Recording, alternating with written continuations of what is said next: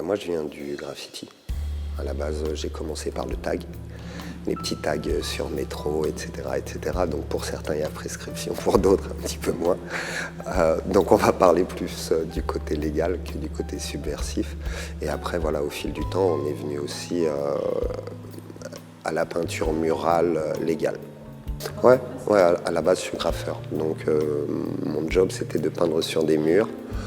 Et après, sur tout type de support, que ce soit des voitures, des camions, trains, des choses comme ça, légalement bien sûr.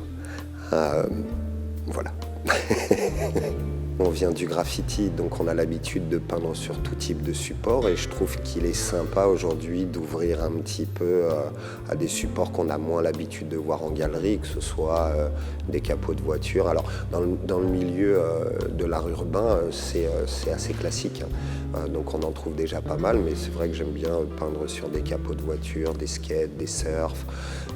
Ça peut être bien sûr des murs, des trains, du cuir, des sièges, des vêtements. Tout ce sur quoi on peut peindre potentiellement de près ou de loin m'intéresse. Comme tu peux le voir, je fais pas mal de portraits et j'essaye de garder le contrôle pour que le portrait soit le plus à même de ressembler à ce que je voudrais, ce à quoi il ressemble. Donc j'ai besoin en effet de contrôle pour ça. Et après, la spontanéité, elle vient principalement dans les projections, que ce soit avec les bombes de peinture ou même un peu de travail au couteau, des choses comme ça, où là ça va être plus spontané, où on va essayer pas de donner une dynamique, mais un petit peu plus de folie en fait, on va dire. Nous, on vient d'une culture hyper métissée. La France est née d'une culture hyper métissée. C'est plein de peuples qui venaient d'horizons différents, qui ont été ralliés sous une même nation. Et je trouve qu'il est intéressant d'essayer de peindre tout cet éclectisme qu'on peut voir au niveau des gens qui peuplent la planète.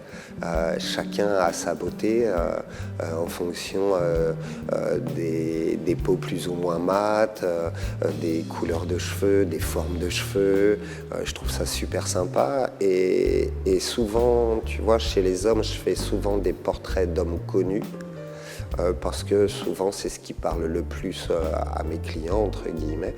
Mais par contre chez les femmes, je trouve que la beauté, elle est dans toutes les femmes inconnues qu'on peut croiser tout au long des voyages ou tout au long de la vie. Et c'est ça plus que je mets en avant dans les portraits de femmes. Moi je sais déjà avant de faire la toile ce que je vais faire. Je ne suis pas dans cette démarche-là, je ne suis pas un créatif.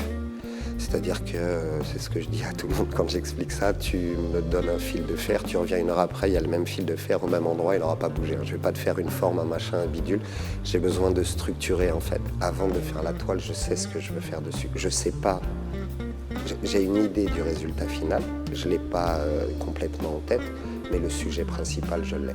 C'est-à-dire que je ne suis pas habité par la toile. Alors, en ce qui me concerne, c'est pas le cas. Je ne cherche pas l'hyper-réalisme parce qu'il y a des gens qui le font bien mieux que moi et que de toute façon, je ne m'approcherai jamais d'une photo autant qu'une image réelle. Donc là-dessus, j'ai bien compris que ce ne serait pas accessible pour moi, j'en ai pas les capacités. Donc je vais sur un style assez identifiable. Je trouve qu'en termes de rendu, c'est simple, quoi. Je ne vais pas vers des variantes de couleurs, un bordeaux péchu, un vert particulier. Je vais vers des couleurs qui sont accessibles à tous, en fait. J'essaye aussi de le rendre accessible à tous, tu vois, par les couleurs, par les styles, par la proposition, par la façon de peindre.